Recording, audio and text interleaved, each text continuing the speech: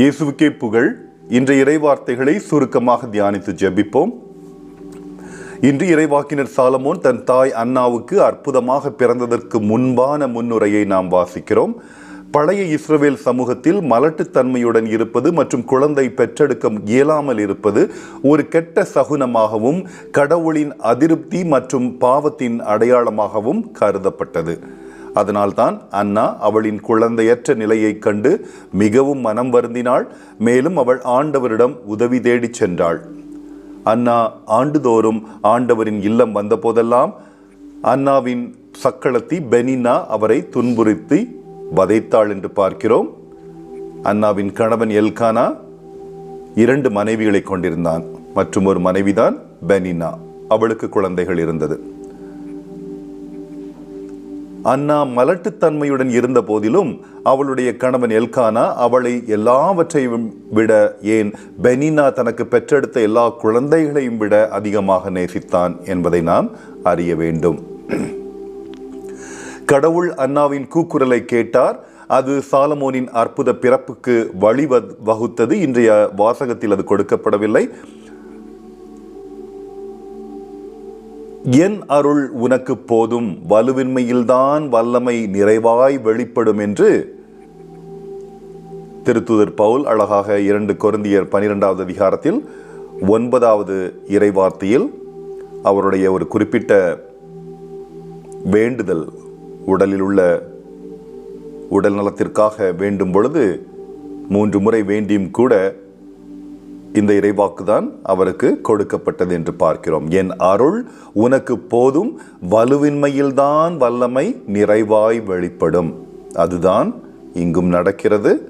கடவுள் தம் மக்களில் ஒவ்வொருவருக்கும் தகுந்த காலத்தில் உண்மையாகவே வழங்குகிறார். எல்லோரும் அவருடைய மக்கள். மேலும் அவர் நம் அனைவரையும் ஒரு பாகுபாடுமின்றி உண்மையாகவே நேசிக்கிறார் என்று பார்க்கிறோம். இன்றைய நற்செய்தி இயேசுவின் ஊழியத்தின் ஆரம்பத்தை பற்றி விவரிக்கிறது. அவர் கலிலேய கடலோரத்தில் தனது முதல் சீடர்களை அழைக்கிறார் என்று பார்க்கிறோம். அவர் யோவானின் மகன்களான சீமோன் மற்றும் அந்திரேயாவையும் செபதேயுவின் மகன்களான யாக்கோபு மற்றும் யோவானையும் தேர்ந்தெடுக்கிறார். 4 முதல் சீடர்கள்: சீமோன், அந்திரேயா, யாக்கோபு, யோவான். அவர்கள் 4வரும் அந்த இடத்தில் வேலை செய்யும் சாதாரண மீனவர்கள். அது ஒரு மிகவும் எளிமையான மற்றும் சாதாரண தொழில்தான். ஆனால் கடவுள் அவர்கள் ஒவ்வொருவரையும் வாழ்க்கையில் ஒரு பெரிய நோக்கத்திற்காக அழைத்தார்.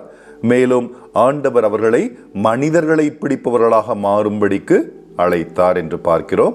அதைத் தொடர்ந்து அவர்கள் ஒவ்வொருவரும் தங்கள் படகுகள், குடும்பங்கள், நண்பர்கள் மற்றும் வேலைகளை விட்டுவிட்டு அன்றிலிருந்து தங்கள் வாழ்க்கையை ஆண்டவருக்காக அர்ப்பணித்தனர்.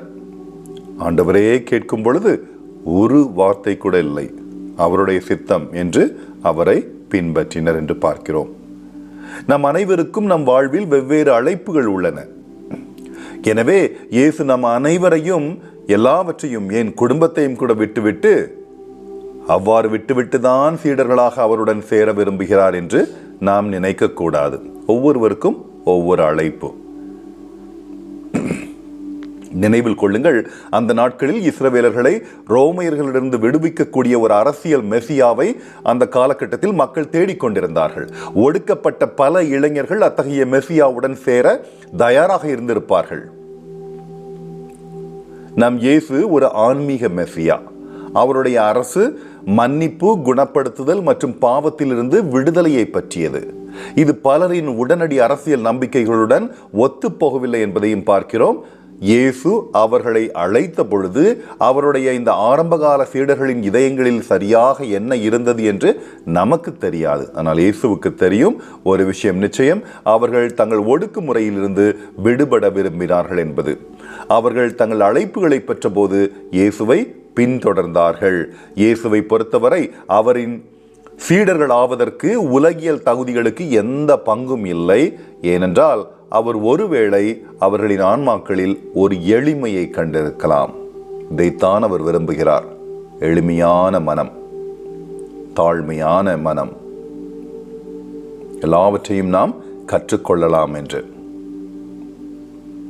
ஆகவே இந்த இரண்டு காரியங்களையும் குறித்து சாலமோனின் இறைவாக்கினர் சாலமோனின் செய்திகளை படித்தோம். அவருடைய தாயை குறித்து, இரண்டாவதாக 4 சீடர்களை இயேசு தெரிந்தெடுத்த செய்தியையும் படித்தோம். இந்த 2 செய்திகளையும் நாம் மனதில் இருத்திக் கொண்டு நாம் இன்று கற்றுக்கொள்ளக்கூடிய பாடங்கள் என்ன என்பதை விவரமாக பார்ப்போம். ஒரு 4 காரியங்களை குறித்து நாம் பேசுவோம். முதலாவதாக, உங்கள் அயலாரை மோசமாக நடத்தாதீர்கள். குறிப்பாக அன்னாவை போல மனதளவில் ஏற்கனவே நலிந்திருப்பவர்களை நாம் ஆதரிக்க வேண்டும். நீங்கள் அவர்களுக்கு உதவாவிட்டாலும் அவர்களின் குறைகளை சுட்டிக்காட்டி அவர்களை துன்புறுத்துவது அவர்களின் காயங்களில் ஊசியால் குத்துவதற்கு சமம். நாம் தேவாலயங்களுக்கு சென்றாலும் சரி, மற்றவர்களுக்கு முன்பாக இறைவனுக்காக நம்மையும் நம் செல்வத்தையும் அர்ப்பணித்தாலும் சரி, பெனினாவை போல கடவுளுடைய ஆலயத்திற்கு புனித பயணம் சென்றாலும் சரி, அன்னாவை போன்ற உடைந்த உள்ளம் கொண்ட நம் அயலார்களை வருத்தமடைய செய்து அதை ஒரு தொடர்ச்சியான நிந்தனையாக கடவுளுக்கு எதிராக நாம் மாற்றி விடுகிறோம் என்பதை பார்க்கிறோம். இது இயேசுவுக்கு உகந்த காரியம் இல்லை. மற்றவர்கள் துன்பப்படும் பொழுது நாம் பேரானந்தம் அடைவதில் ஏதேனும் அர்த்தம் இருக்கிறதா? கடவுளின் தாழ்மையான துன்பப்படும் ஊழியக்காரராக இருந்ததற்காக பாவமற்ற இயேசுவை தண்டித்த அந்த யூதர்களைப் போலவே நாமும் இருக்கிறோம் என்று உங்களுக்கு தோன்றவில்லையா? ஆகவே நாம் மாற வேண்டும். வெளி அடையாளங்களை விட உள் அடையாளம் அன்போடு, அரவணைப்போடு, ஒடுக்கப்பட்டோரிடம் நாம் இயேசுவை போல இருப்பது தகுந்த காரியம். இது முதலாவது சிந்தனை.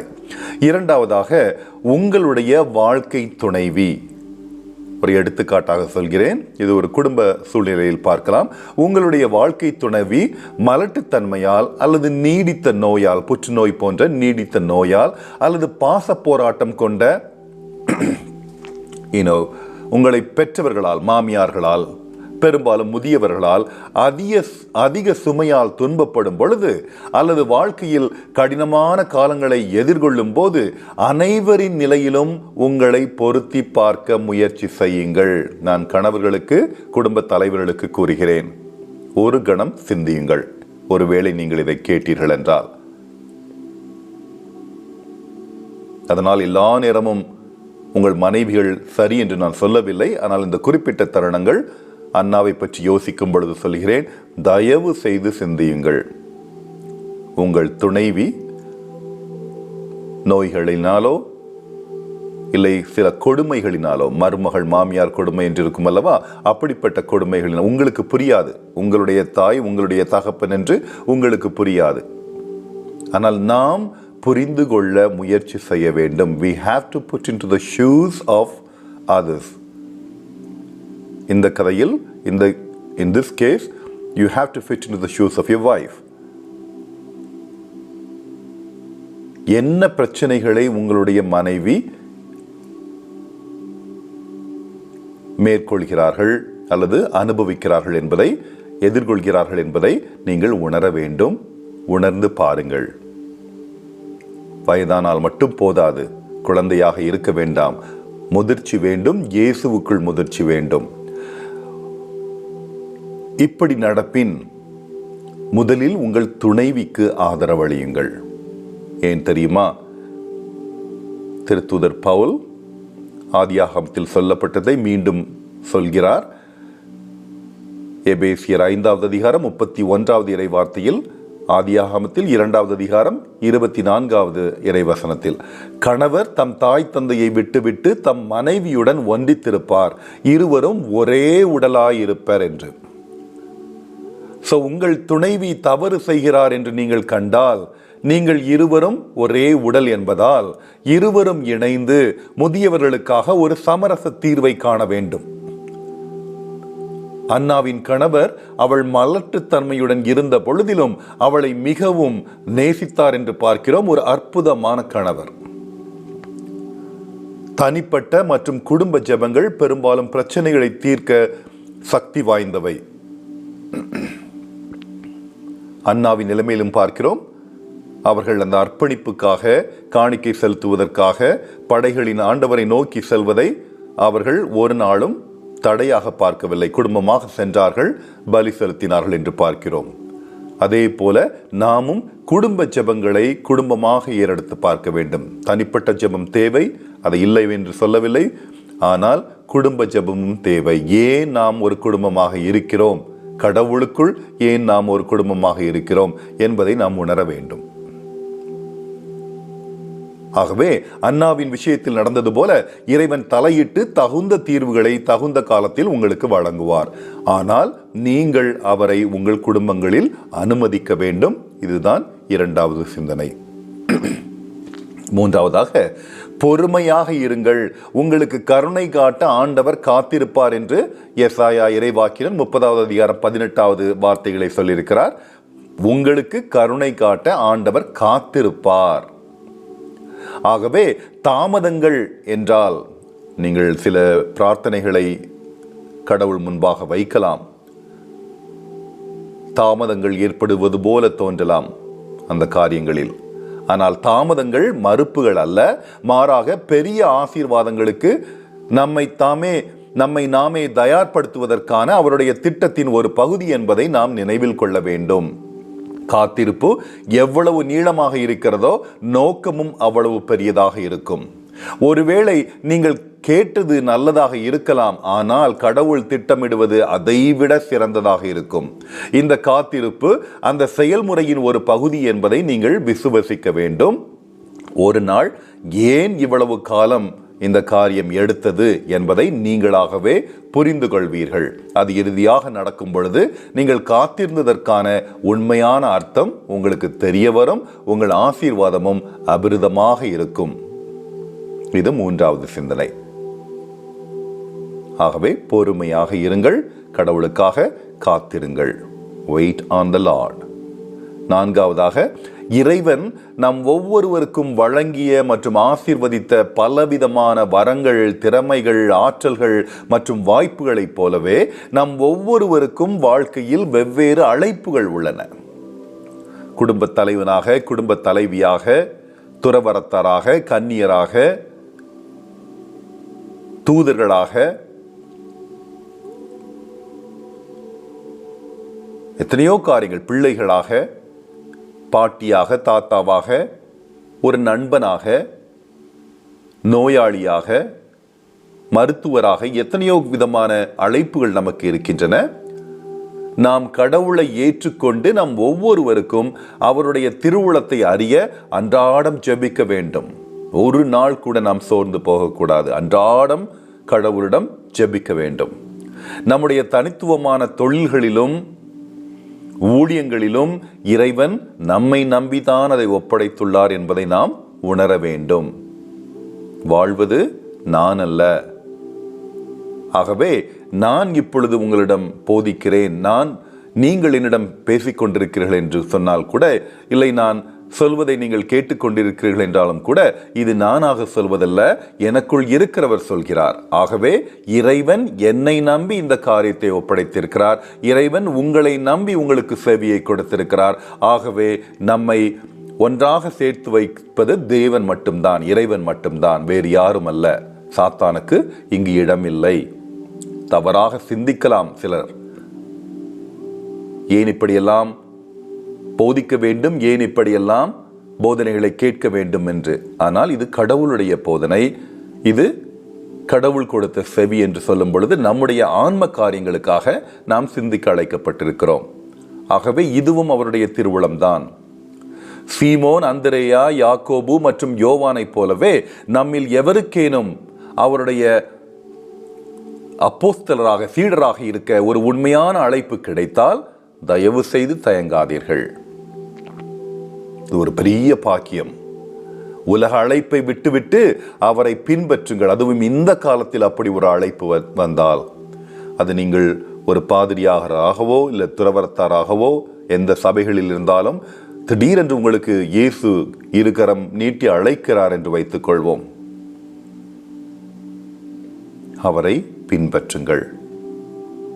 அதே போல சில நேரம் உங்களுக்கு குழந்தை பேர் இல்லாமல் இருக்கலாம், ஜெபித்துக் கொண்டிருப்பீர்கள். அன்னாவும் உங்களுக்கு ஒரு எடுத்துக்காட்டாக இருக்கட்டும். கர்த்தாவே, இந்த குழந்தையை நீர் கொடுத்தீர் என்றால் எப்பொழுது நீர் கொடுக்கிறீரோ அந்த கணமே அன்னாவைப் போல நானும் சாலமோனைப் போல நான் உமக்கே அர்ப்பணிக்கிறேன் என்று கூட நீங்கள் ஒப்பு கொடுத்து ஜெபிக்கலாம். அது அவருக்கு சித்தமானால் அந்த திருவிழம் அவருடைய திருவிழம் அதுதான் என்றால் அது நடக்கக்கூடும். ஆகவே அவரை பின்பற்றுங்கள், அவருடைய அழைப்பை உணருங்கள். நமக்கு நமக்கு என்று வாழ்ந்தது போதும், நம்முடைய சித்தம் அல்ல, அவருடைய கடவுளுடைய திருவுளமே செய்யப்படுவதாக. இத்தகைய சிந்தனைகளோடு கண்களை மூடி சற்று நேரம் அன்றாடுவோமா?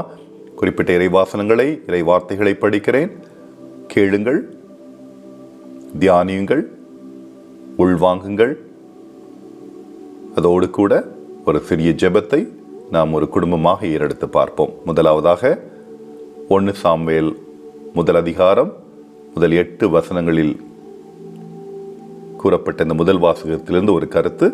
எப்ராயிம் மலைநாட்டை சார்ந்த அன்னாவுக்கோ குழந்தைகள் இல்லை. ஆண்டவர் அவரை மலடியாக்கியிருந்ததால் அவருடைய சக்களத்தி அவரை துன்புறுத்தி வதைத்தாள். அன்னா உண்ணாமல் அழுவார். அப்பொழுது அவர் கணவர் எல்கானா அவரை நோக்கி, அண்ணா, நீ ஏன் அழுகிறாய்? நீ ஏன் உண்ணவில்லை? நீ ஏன் மன வருத்தம் அடைகிறாய்? நான் உனக்கு 10 புதல்வரை விட மேலானவன் அன்றோ என்பார். பாருங்கள், ஒரு கணவனின் ஆறுதல் அது போதுமானதாக இல்லை என்றாலும் கூட அன்னாவுக்கு அவள் எவ்வளவு ஆறுதல் அடைந்திருப்பாள். நீ ஏன் உண்ணவில்லை? நீ ஏன் மன வருத்தம் அடைகிறாய்? நான் உனக்கு 10 புதல்வரை விட மேலானவன் அன்றோ? அந்த மலடியான பெண்ணுக்கு இது போதுமே. சிந்திப்போம். இன்று ஒவ்வொரு கணவர்களும் எல்கானாவை போல இருந்தால் எத்தனை அன்னாக்கள் இன்று மகிழ்ச்சி அடைவார்கள் என்று பார்ப்போம். இரண்டாவது சிந்தனையாக திருப்பாடல் ஆசிரியர் 116வது அதிகாரத்தில் 16 மற்றும் 17வது இறைவார்த்தையில் கூறுவது, ஆண்டவரே, நான் உண்மையாகவே உம் ஊழியன், நான் உம் பணியாள், உம் அடியாளின் மகன். என் கட்டுகளை நீர் அவிழ்த்து விட்டீர். நான் உமக்கு நன்றி பலி செலுத்துவேன், ஆண்டவராகிய உம் பெயரை தொழுவேன் என்று. இது சாலமோனை குறிக்கிறது. நான் உம் பணியாள், உம் அடியாளின் மகன். என் கட்டுக்களையெல்லாம் நீர் அவிழ்த்து என்னை உம்முடைய திருவுளத்தின்படி நீ இந்த உலகிற்கு கொணர்ந்தீர். நான் உமக்கு நன்றி பலி செலுத்துவேன், உம்மையே நாம் என்றும் தொழுவேன் என்று. மார்க்கு முதல் அதிகாரத்தில் 15வது இறைவாக்கு கூறுவது, காலம் நிறைவேறிவிட்டது, இறையாட்சி நெருங்கி வந்துவிட்டது, மனம் மாறி நற்செய்தியை நம்புங்கள் என்கிறார் ஆண்டவர். மார்க்கு முதலாவது அதிகாரத்தில் 16 முதல் 20வது இறைவார்த்தைகளை படித்தீர்கள் என்றால், இயேசு சீமோனையும் அவர் சகோதரரான அந்திரேயாவையும் பார்த்து, என் பின்னே வாருங்கள், நான் உங்களை மனிதரை பிடிப்பவராக்குவேன் என்றார். உடனே அவர்கள் வலைகளை விட்டுவிட்டு அவரை பின்பற்றினார்கள். இயேசு செபதேயுவின் மகன் யாக்கோபையும் அவர் சகோதரரான யோவானையும் அழைத்தார். அவர்களும் தங்கள் தந்தை செபதேயுவை கூலியாள்களோடு படகில் விட்டுவிட்டு அவர் பின் சென்றார்கள். இயேசு அழைத்தார் என்றால் மறு பேச்சு அல்ல, இல்லை. என்னுடைய இறைவன் என்னை அழைக்கிறார், நான் செல்ல வேண்டும், எனக்கு எந்த தேவையும் இல்லை. முக்கியமான காரியம், அழைப்பு வரும் பொழுது நாம் உடனே செல்ல வேண்டும். அப்படி என்றால் நாமும் இன்று தயாரிப்போடு இருக்கிறோமா? இது நிலைவாழ்வுக்கும் பொருந்தும். இன்று இரவு நான் படுத்திருக்கும் பொழுது என்னுடைய தலைவர், என்னுடைய இறைவன் வந்து என்னை அழைக்கிறார் என்றால் நான் இன்று தயாரிப்போடு இருக்கிறேனா? என்னுடைய வாழ்க்கையில் நான் என்ன சாதித்தேன்? இறைவனுக்காக என்ன சாதித்தேன்? அவருக்கு நான் என்ன பதில் கூறுவேன்? சிந்திப்போம். நானும் ஒரு சீடராக நான் இருந்து கொண்டிருக்கின்றேனா? ஒரு மகளாக இயேசுவுக்காக நான் வாழ்ந்து கொண்டிருக்கின்றேனா? நிலை வாழ்வுக்கு நான் தயாராக இருக்கின்றேனா? உலக வாழ்வுக்கும் தயாராக இருக்க வேண்டும், நிலை வாழ்வுக்கும் தயாராக இருக்க வேண்டும். கண்களை மூடி ஒரு ஜெபத்தை எடுத்து பார்ப்போமா? மிகுந்த அன்பும் கருணையும் நிறைந்த எங்கள் இறைவா, நாங்கள் செய்யும் எல்லாவற்றிலும் எங்களுக்கு தேவையானவற்றை எப்போதும் அளித்து எங்களை நீர் பலப்படுத்துகிறீரே. இதன் மூலம் நாங்கள் இயேசுவின் மீது எப்பொழுதும் விசுவாசமும் நம்பிக்கையும் நிறைந்தவர்களாக இருந்து அவர் எங்களுக்கு செய்தது போலவே நாங்களும் அவரை முழு இதயத்துடன் நேசிப்பதற்கு நீங்கள் எங்களுக்கு அருள்வீர்களாக. அன்பு என்பது நிபந்தனையற்றது என்பதை இயேசுவிடமிருந்தே நாங்கள் கற்றுக்கொண்டோம்.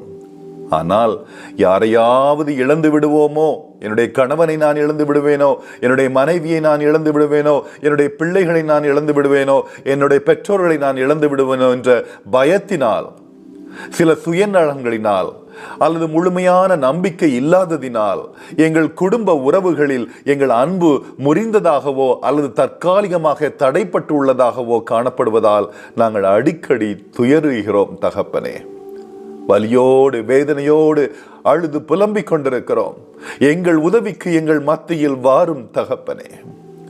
எங்கள் ஆவி தூய ஆவியுடன் இணையும் பொழுது உம்முடைய அன்பும் எங்கள் அன்பும் ஒன்றிணையும் என்பதை நாங்கள் முழுமையாக விசுவசிக்கிறோம். உம்முடைய அடிச்சுவடுகளை பின்பற்றி, இயேசுவின் அடிச்சுவடுகளை பின்பற்றி நாங்கள் மனமாற்றம் அடையும் பொழுது அன்பின் ஆவியானவர் எங்கள் மீது சுதந்திரமாக பொழியப்படுவாராக.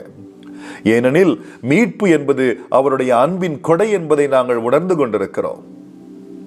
இந்த வாழ்க்கையில் நாங்கள் என்ன செய்ய வேண்டும் என்று நீர் விரும்புகிறீர் என்பதை நாங்கள் பகுத்தறியவும் உம்முடைய அடிச்சுவடுகளை நாங்கள் முழு மனதுடனும் பின்பற்றவும் எங்களுக்கு நீர் உதவுவீராக. எங்கள் வாழ்வில் எப்போதும் உம்முடைய திருவுளம் மட்டுமே நிறைவேறட்டும். எங்கள் சித்தம் அல்ல, உம்முடைய திருவுளம் மட்டுமே நிறைவேறட்டும். நாங்கள் செய்யும் எல்லாவற்றிலும், எங்கள் ஒவ்வொரு நற்செயல்களிலும் முயற்சிகளிலும் இறைவன் எங்கள் ஒவ்வொருவரையும் என்றென்றும் ஆசீர்வதிப்பாராக.